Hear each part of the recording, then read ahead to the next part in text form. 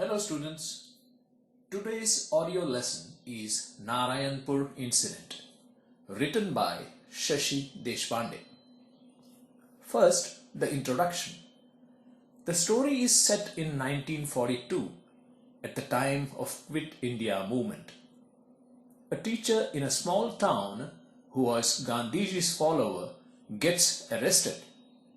His son Mohan and his college friends take part in the Quit India March. His younger children, Babu and Manju, also wish to participate in the struggle for freedom. Now here is the summary.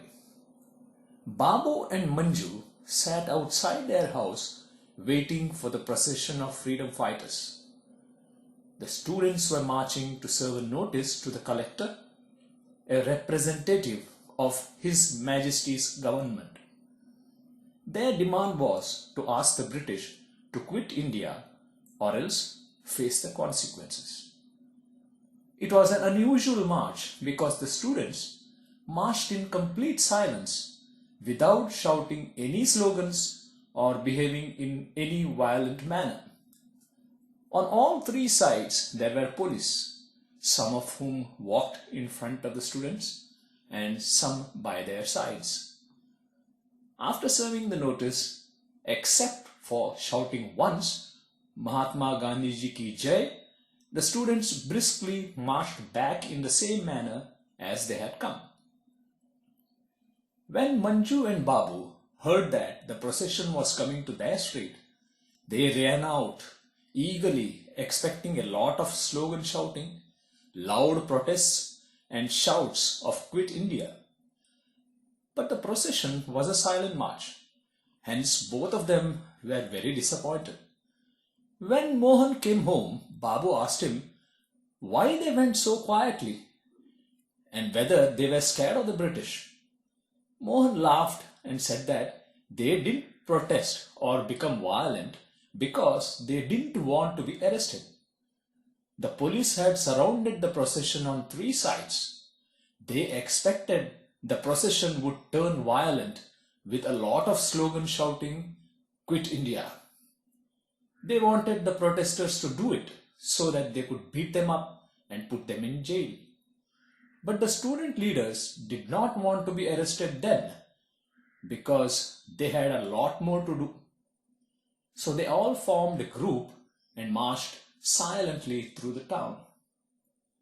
That night, Suman and another boy came into the house with a large newspaper-covered parcel. That was the cyclostyling machine. They took it into the puja room upon the advice of the mother. Babu was asked to look out for people entering the house, and Manju was asked to pass on the message. Suddenly, Babu rushed inside and said that someone was at the door. They heard the knock, and Mohan opened the door and told his mother that Patil, the sub-inspector, was at the door. Patil told the people at home that he was a great friend of Mohan's father and was indebted to him for his help.